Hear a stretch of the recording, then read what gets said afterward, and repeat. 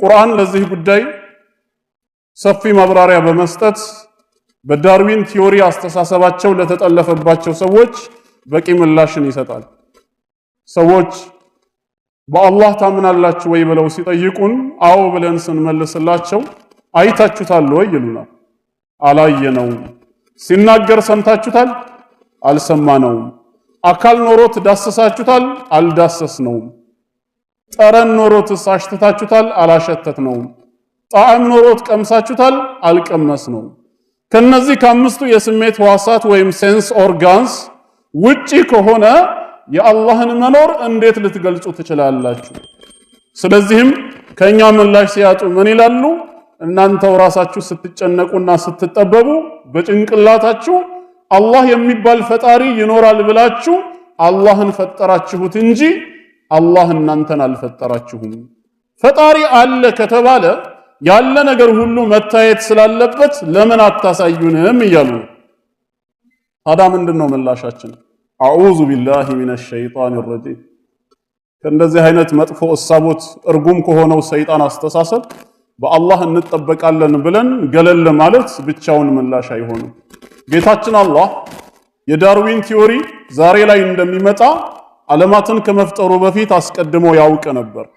ስለሚያውቅም በቅዱስ ቁርአን ላይ ጥቆማዎችን ሰጥቶን አልፏል። አላህ እንዲህ ይላል በሱረቱል ዋቂዓ ምዕራፍ 56 ከቁጥር 57 እስከ 59። ሱረቱል ዋቂዓ ምዕራፍ 56 ከቁጥር 57 እስከ 59 አዑዙ ቢላሂ ሚነሽ ሸይጣኒር ረጂም ነሕኑ ኸለቅናኩም ፈለውላ ቱሰድቁን። እኛ ነን የፈጠርናችሁ ይላል ጌታችን አላህ። አታምኑም? አታረጋግጡም? ካላያችሁኝ፣ ስናገር ካልሰማችሁኝ ወይም ካልዳሰሳችሁኝ ያንተን መኖር እንዴት እናረጋግጣለን ብላችሁም ከጠየቃችሁ አፈራአይቱም ማ ቱምኑን፣ እንግዲያውስ በማህፀን የምታፈሱትን ተመለከታችሁ አለ። ሁላችንም እናስተውል። ከሚስቶቻችሁ ጋር ስትገናኙ በማህፀን የምታፈሱት የምትልኩትን አያችሁ ወይ? አአንቱም ተኽሉቁነሁ አም ነሕኑል ኻሊቁን፣ ሰው አድርጋችሁ በ9 ወር ሂደት ውስጥ የምትፈጥሩት እናንተ ናችሁ ወይስ እኛ ነን ፈጣሪዎቹ ይላል ጌታችን አላህ። ጥያቄ እየጠየቀ ነው። አንተ በአላህ ፈጣሪነት ካላመንክ ታዲያ ማን ፈጠረህ ተብለህ ስትጠየቅ እናቴና አባቴ ብለህ ምላሽ የምትሰጥ ከሆነ አላህ ጥያቄ ጠየቀ። በማህፀን የምታፈሱትን ተመለከታችሁ ወይ? የባል ድርሻ ከሚስቱ ጋር ሲገናኝ ውሃ ማፍሰስ ብቻ ነው የሚለው ቁርአን። ከዚህ የዘለለ ምንም ሚና የለው። ራሱን ለማስደሰት ራሱን ለማርካት ወደ ሚስቱ ማህፀን ውሃን ብቻ ይልካል። በሚሊዮንና በቢሊዮን የሚቆጠሩ ስፐርም ሴሎች ወደ ውስጥ ተልከው ከዛ ውስጥ አንዱ ስፐርም ሴል ብቻ ተመርጦ ከሴቷ እንቁላል ጋር እንዲገናኝ ተደርጎ እንቁላሉን ሰብሮ ከገባ በኋላ ጽንሱ በሚቆይባቸው የ9 ወር ሂደት ውስጥ ግን ማን ነው ሰው አድርጎ የሰራው ብሎ አላህ እየጠየቀ ነው።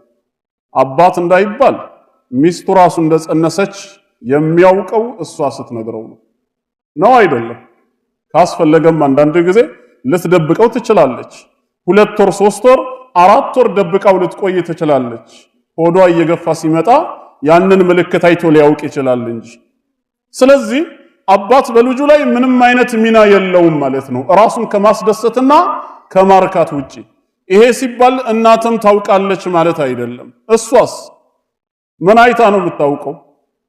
በወር አንድ ጊዜ ይመጣ የነበረው ምልክት ሐይድ ወይም የወር አበባ ሲቋረጥባት ነው ጽንስ መጀመሯን የምታውቀው። አንዳንድ ጊዜ ቀኑም ስለሚዛባ ትጠራጠረና ሐኪም ቤት ሄዳ ሽንት ሰታ በሽንት ምርመራ ውጤት ዶክተሩ በማህፀንሽ ውስጥ ጽንስ አለ ሲላት የዶክተሩን ቃል አምና መጣ ለባለቤቷ ተነግረዋለች። እናት በማህፀኗ ስለሚሰራው ነገር እሷም አታውቅም ማለት ነው። አባትም እናትም ይሄን ካላወቁ ታዲያ ይሄንን የመሰለ ቅርጽ ያለው የሰው ልጅን በሷ ማህፀን ውስጥ የሚሰራው ማን ነው ብሎ ጌታችን አላህ ይጠይቃል። እናንተ ናችሁ ወይስ እኔ ነኝ? ይሄ የዳርዊን ቲዮሪ ውጤት ነው ወይስ የኔ ጥበብ ነው በማለት ጌታችን በዚህ መልኩ ጥቆማ ይሰጠናል። መኖሩም ያጠራጥር ጌታ አይደለም ለመግለጽ ያክል ካልሆነ በቀር። ሌላ ተጨማሪ ማስረጃ በሱረቱ ጡር ላይ ምዕራፍ 52 ሱረቱ ጡር ከቁጥር 25 እስከ 26 ባለውም ላይ አም ኹሊቁ ሚን ገይሪ ሸይእ ያላንዳች ፈጣሪ ተፈጠሩ እንዴ ይላል። ፈጣሪ ሳይኖር ፍጡር ሊኖር ይችላል ወይ? አድራጊ ሳይኖር ድርጊት ይከሰታል ወይ? ሰሪ ሳይኖር እንዴት ስራ ሊኖር ይችላል? አም ሁሙል ኻሊቁን ወይስ ራሳቸውን በራሳቸው ፈጠሩ? አም ኸለቁ ሰማዋት ወልአርድ ወይስ ሰማያትና ምድርን እነሱ ናቸው የፈጠሩት ይላል ጌታችን አላህ። በላ ዩእሚኑን በላ ዩቂኑን እነሱ የሚያረጋግጡ ህዝቦች ግን አይደሉም ማለት። ሶስት ጥያቄዎችን ጌታችን ይጠይቃል። አንደኛ አም ኹሊቁ ሚን ገይሪ ሸይእ ያላንዳች ፈጣሪ እንዴት ተፈጠሩ ይላል። ፈጣሪ የለም የሚሉ ከሆነ ፍጡር ከየት መጣ እያላቸው ነው። ምክንያቱም አንድ ህግ ስላለ ምንጊዜም ስራ ካለ ምን አለ ማለት ነው? ሰሪ አለ። ድርጊት ካለ አድራጊ አለ ያንን የሚፈጽመው። ፍጥረት መኖሩ በራሱ ይህን ፍጥረት ያዘጋጀ አንድ ፈጣሪ መኖሩን ይጠቁማል ማለት ነው። ታዲያ ያለ ፈጣሪ እንዴት ልትፈጠሩ ቻላችሁ አለ። ወደ ሁለተኛው ደግሞ ወደ ከበደው ጥያቄ ሲመጣ አም ሁሙል ኻሊቁን ወይስ ራሳቸውን በራሳቸው ፈጥረዋል አለ። ራሴን ያስገኘሁት እኔው ነኝ እንዳንል ከመገኘታችን በፊት የሌለን ባዶ ነገሮች ነበር። ታዲያ የሌለ ነገር እንዴት ያለን ነገር ሊሰራ ይችላል? ፋቂዱ ሸይእን ላ ዩዕጢህ የሌለው አካል መስጠት አይችልም። ከመፈጠራችን በፊት የሌለን መሆናችንን ከተስማማን እንዴት ነው ራሳችንን ዛሬ ወደ መኖር ዓለም ልናመጣ የምንችለው?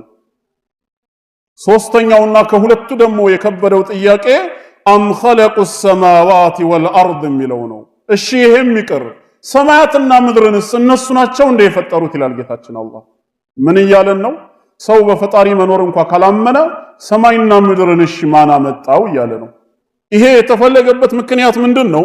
ማንም ሰው በዚህ ምድር ላይ ሲኖር የትኛውም ታሪክ ሲጻፍ ድሮ በእኛ ጊዜ መሬት እንደዚህ ሰፊ አልነበረችም የሚል ሰው አለ? ወይም በእኛ ጊዜ እኮ መሬት የሚባል ነገር አልነበረም የሚል ሰው አለ? የለም አይደል? ወይንም ደግሞ አሁን የምንመለከታት ሰማይ ቅርብ ነበረች የሚል አለ? ከዛች ከበቅሎ ሐዲስ ውጪ ያው እሷም ሰውን ለማሳቅ የገባች ካልሆነች በቀር። ስለዚህ ማንም ሰው ይህንን ካላለ አንድ ነገር መረዳት ይቻላል። በሰው ልጅ አፈጣጠር ታሪክ ውስጥ ሰማይና ምድር ቀዳሚውን ስፍራ ይይዛሉ ማለት ነው። ከሰው በፊት ማን ተፈጥሯል? ሰማይና ምድር። ሰው ይቀድማል እንዳንል ምድር ያልነበረበት ሰው የነበረበት ዘመን ሰምተንም አይተንም አንብበንም አናውቅም። ታዲያ እናንተ ሰው የተባላችሁት በጠቅላላ ምንም ከመኖራችሁ በፊት ሰማይና ምድር ቀድሟችሁ ከነበር ማን ነው የፈጠራቸው ሰማይና ምድሩን አለ።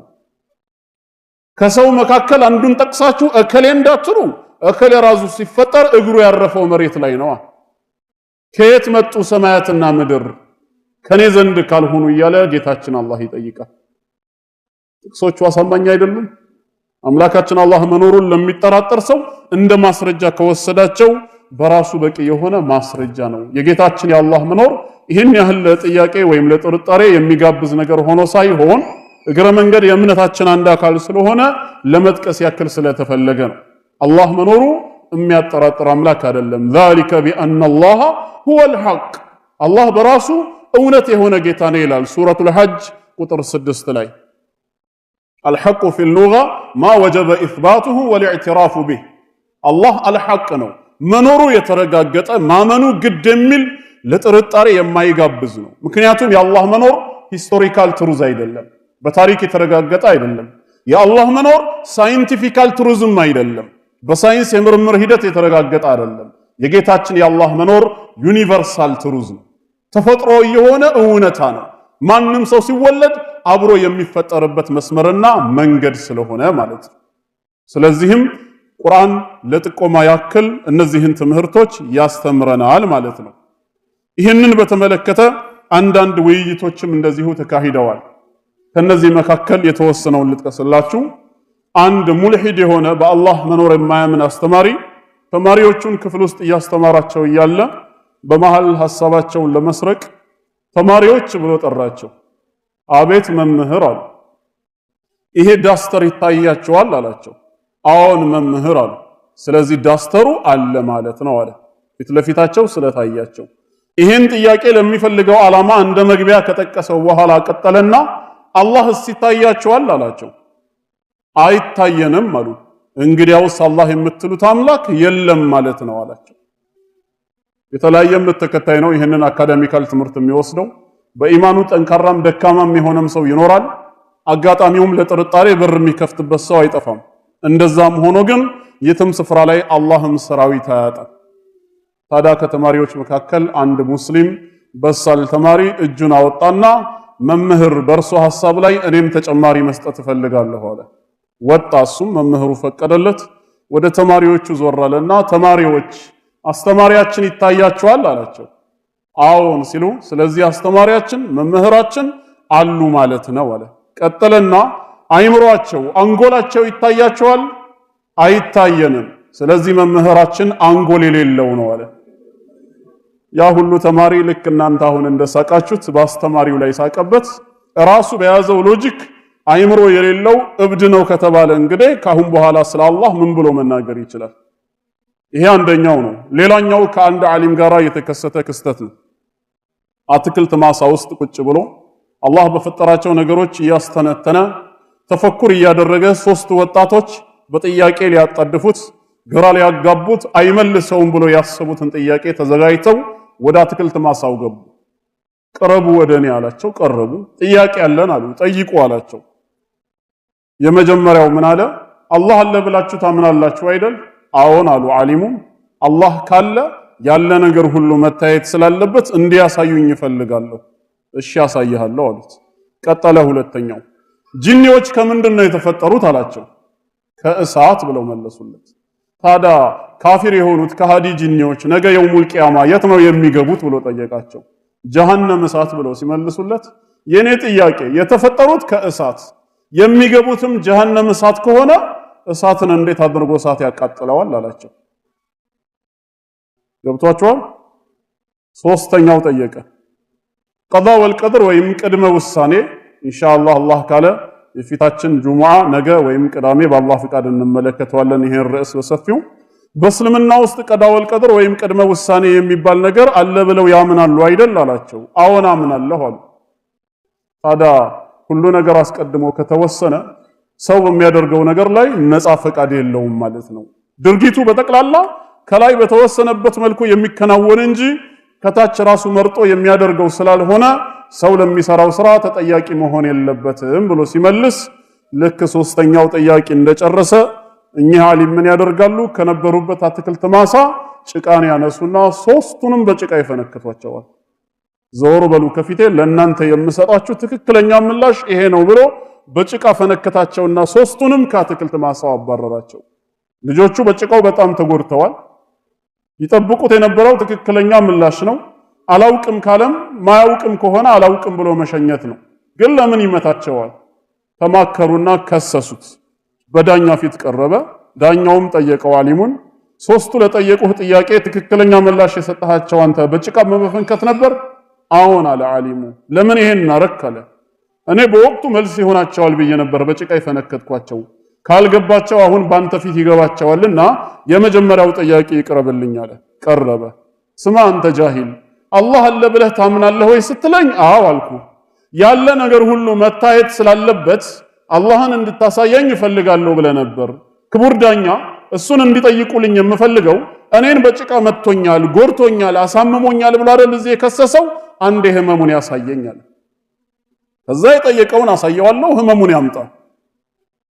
ዳኛው ልታሳይ ትችላለህ በማለት ጠየቀው። ህመሙ ውስጤ ነው የሚሰማኝ፣ ይሄ ነው ብዬ አውጥቼ ማሳየው ነገር የለም ማለት። ዓሊሙም ምን አሉት? ያለ ነገር ሁሉ አይታይም ማለት ነው። በጭቃ ስፈነክትህ እንዲገባህ ብዬ ነው።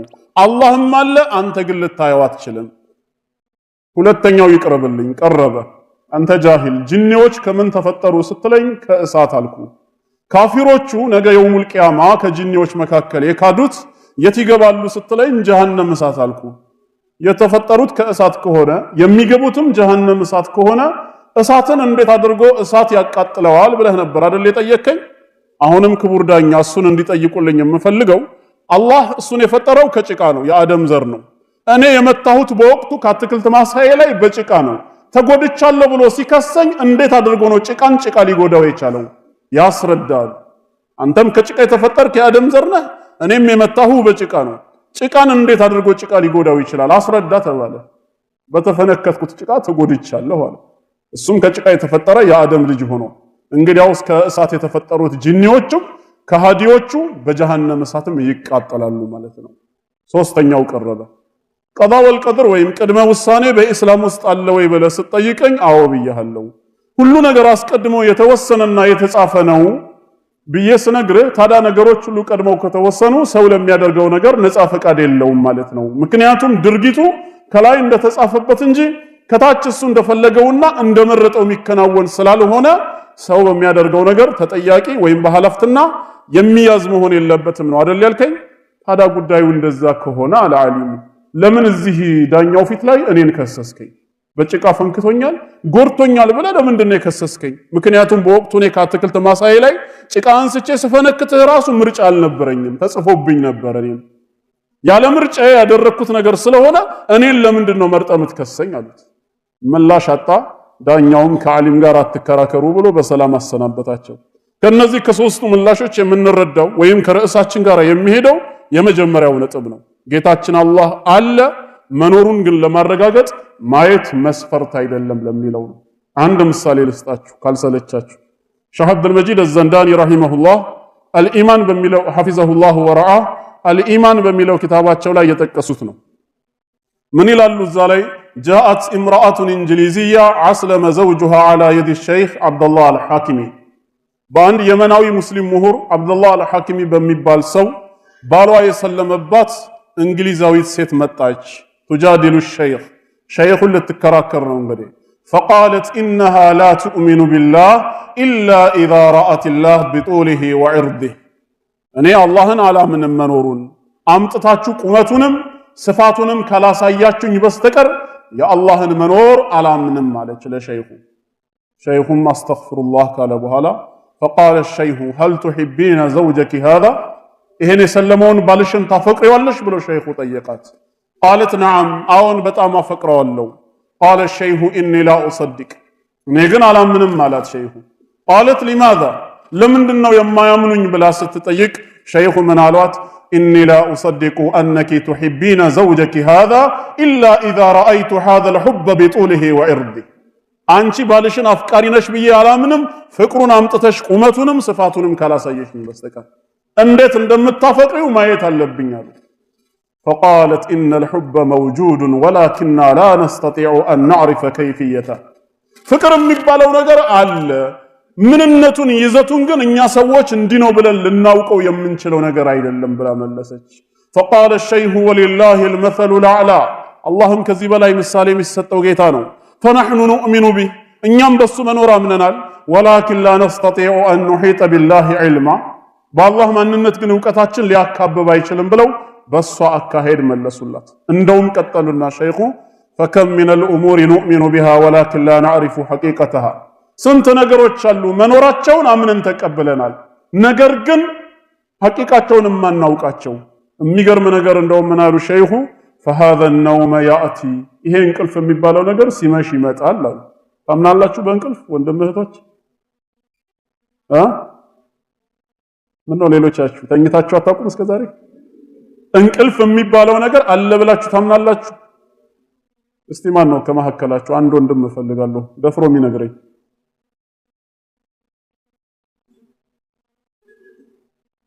የሚደፍር የለም? ሁሉም ፈሪ ነው። ማን አለ? እሺ ተነስ፣ አንተ ራስህ ተነስ። ኸይር። እስከዛሬ አንተ ስትተኛ እንቅልፍ ሲወስድህ አይተህ ታውቃለህ? አታውቅም? በጣም ጥሩ። ወንድሞችህ ሲተኙ እንቅልፍ ሲወስዳቸው አይተህ ታውቃለህ? ከተኙ በኋላ ሳይሆን ሲተኙ ወይም እንቅልፍ ሲወስዳቸው አላየህም። በምንድን ነው ያመንከው ታዲያ? የሱን አልሰማሁትም እንዴ?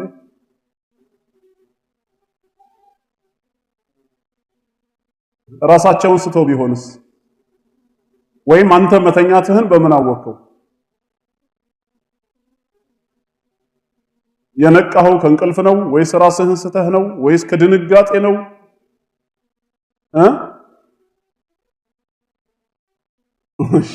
ይሁንልህ። እንግዲህ አሁን ምንድነው ሸይኹ ምን አሉ? ነገሮችን በአምስቱ ሴንስ ኦርጋን እንመዝናቸው ከተባለ ችግር እንዴት እንደሚፈጠር ሊናገሩ ነው ይሄን ያመጡት። ማንም አላየው። ሰውም አጠገቤ የተኛ ሰው ከተኛ በኋላ ወይስ ያንከራፋ አይቸው ነው ተኝቷል የምለው። ወከዛሊከ اليقظ አሁን አንተ ከነቃሁ በኋላ አለ መንቃትም እንዲሁ ነው አሉ። ሰው የሚያውቀው ከነቃ በኋላ ነው እንጂ ሲነቃ ግን አያውቅም። ከሰውነት ክፍሉ መጀመሪያ ሀይ የሚሆነው የትኛው ነው? እንዴት ነው የሚነቃው? አያውቅም። ግን ጀማል ሱብሂ ደርሷል ተነስ ብሎ ይቀሰቅሰሃል። ስትባንን እላይህ ላይ አንሶላና ብልድርብ ስትመለከታለህ። ምናልባትም ግንባርህን ነክቶ ይሁን ጉልበትህን ነክቶ ይሁን የቀሰቀሰህ አታውቅም።